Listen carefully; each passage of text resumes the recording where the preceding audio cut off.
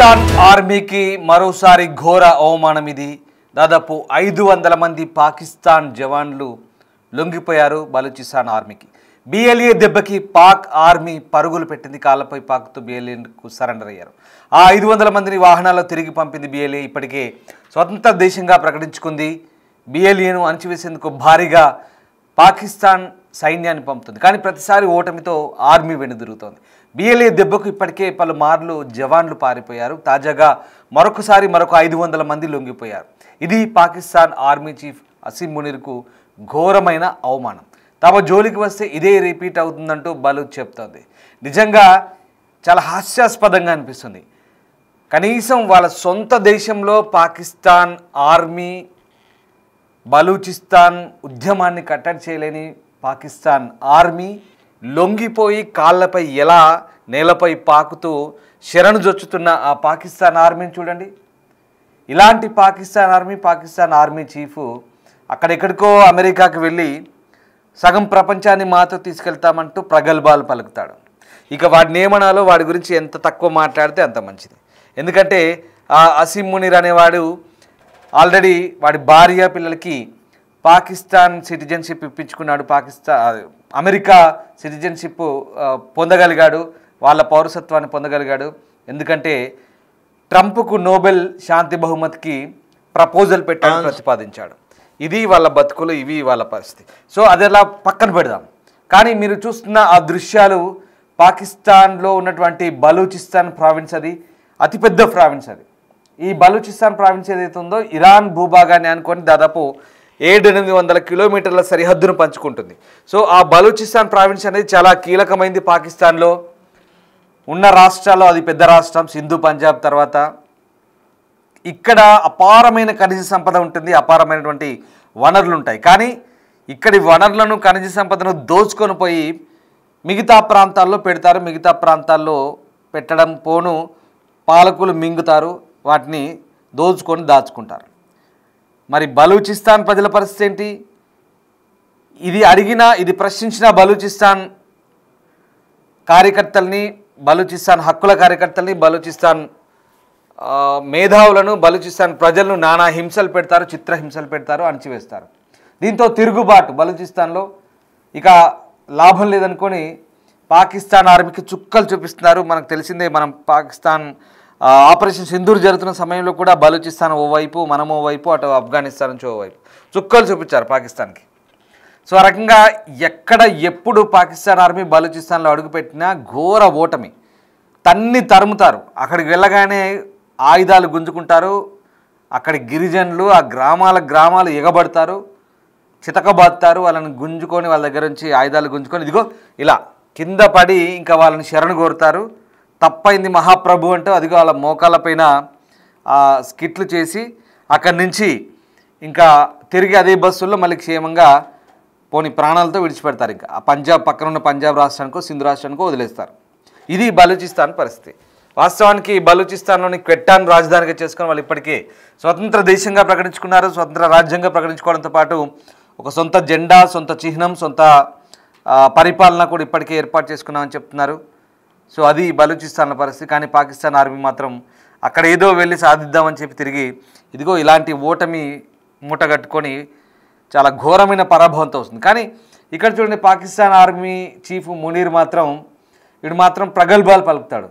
అక్కడెక్కడో అమెరికాకి వెళ్ళో లేకుంటే ఇంకెక్కడికో వేరే విదేశీ గడ్డల మీదనో భారత్ను ఏదో ఏకుతాం పీకుతామనో లేకుంటే మొత్తం ప్రపంచ దేశాలను ఇది చేస్తామనో అవాకులు చెవాకులు పేలుతుంటాడు. కానీ ఈ చాతగాని ఈ మునీర్కి తన దేశంలో తన ఆర్మీ ఎంత చెత్తగా, ఎంత పేలవంగా అక్కడికి వెళ్ళి వాళ్ళ ముందు లొంగిపోయి మళ్ళీ తిరిగి వస్తుంది అనేది వాడికి కళ్ళ కట్టినట్టుగా కనబడుతున్నా అంతకుమించి ఏమీ పీకలేని పరిస్థితి.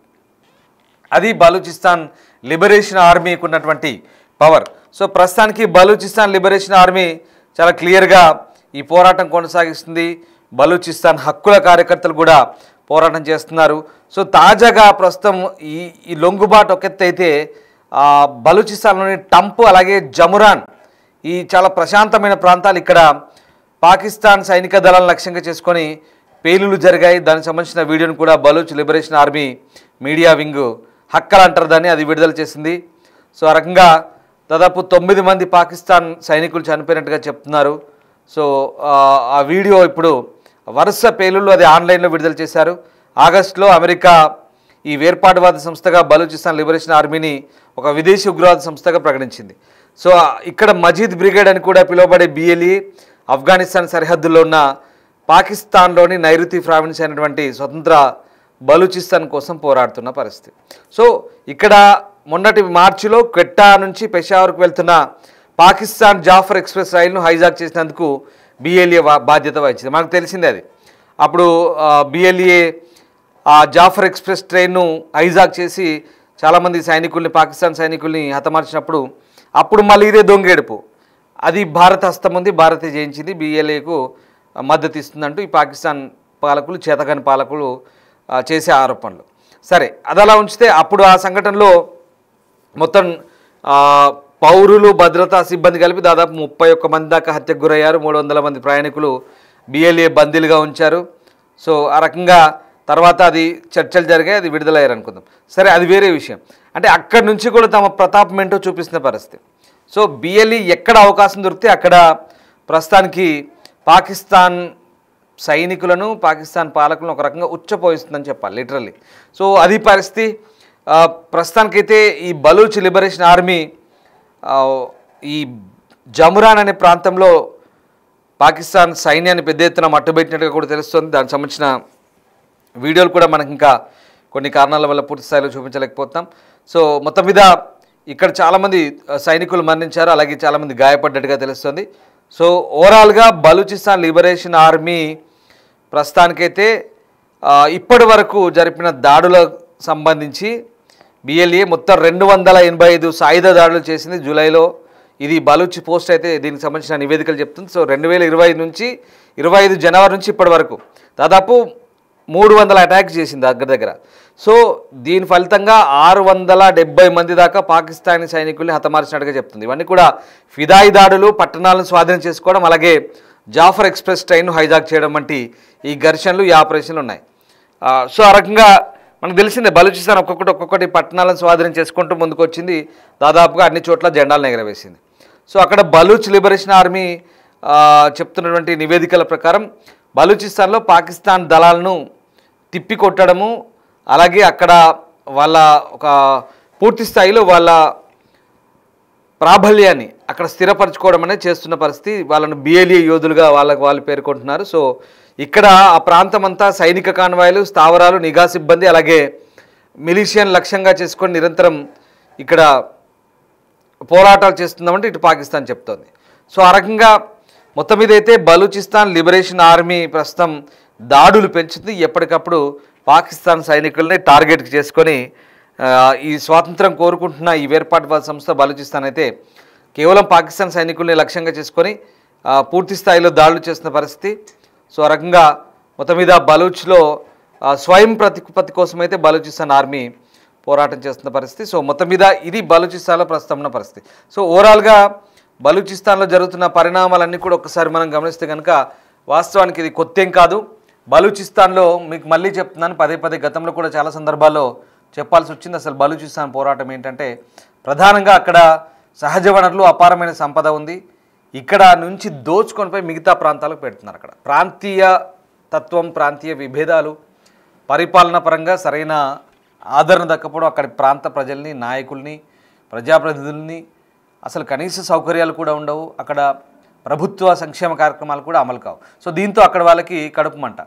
అంతేకాదు ఇక్కడ నుంచి చాలా సంపదను దోచుకుపోయి మిగతా చోట పెడుతున్నారు. ఇదొక్కటి ఒక ఎత్తు అయితే ఈ పాకిస్తాన్ వాడు చైనా వాడిని తీసుకొచ్చి అక్కడ పెట్టాడు. గోదావరి పోర్ట్ అని ఉంటుంది. ఆ పోర్ట్లో చైనాకు మొత్తం అంటగట్టేసి అప్పజెప్పేసి ఇక్కడ స్థానికులైనటువంటి బలూచ్ ప్రజల్ని కూడా అక్కడ రానివ్వకుండా ప్రాంతంలో చైనా వాడి పెత్తనం, ఆధిపత్యం కొనసాగుతుంది. సో విదేశీ ఆధిపత్యం ఒకవైపు, సొంత ప్రాంతంలో సొంత దేశం ప్రభుత్వం చిన్నచూపు, ఇవన్నీ వెరసి అక్కడ ఉద్యమం స్టార్ట్ అయింది. ఇది ఇప్పటి ఉద్యమం కాదు.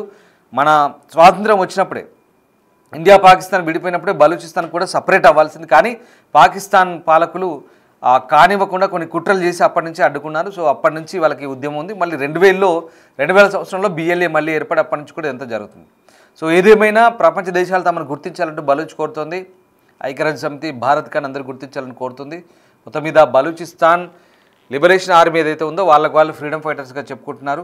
అమెరికా దృష్టిలో లేదా పాకిస్తాన్ దృష్టిలో వాళ్ళు టెర్రరిస్ట్ సంస్థ అయినప్పటికీ కూడా వాళ్లకు స్వాతంత్రం కావాలి, హక్కులు కావాలి, వాళ్ళను ఘోరంగా అణిచివేస్తున్నారు, హక్కులు పూర్తిగా హననం జరుగుతోంది, చంపేస్తున్నారు, జైలులో పెట్టి హింసిస్తున్నారు అనేది బహిరంగ వాస్తవం అది పాకిస్తాన్. సో అది బలూచ్లో జరుగుతున్న పరిస్థితి. దానికి బలూచ్లో ప్రస్తుతం ఈ BLA ఫ్రీడమ్ ఫైటర్స్ దానికి సంబంధించి పోరాటం చేస్తున్నారు. సో ఇంకా చూడాలి ముందు ముందు పాకిస్తాన్లో ఎలాంటి పర్యవసానాలు ఉంటాయి. పాకిస్తాన్ ఆర్మీ అయితే ఇప్పటికైతే అక్కడ పూర్తిగా నిలదొక్కుకోలేని పరిస్థితి. అక్కడికి వెళ్తే చాలు తన్ని తరిమేస్తున్నారు. అదిగో ఆ దృశ్యాలు దానికి నిదర్శనం. ఇంకా ముందు ముందు ఎలాంటి పరిస్థితులు ఉంటాయనేది మాత్రం ఆసక్తికరంగా మారబోతుంది.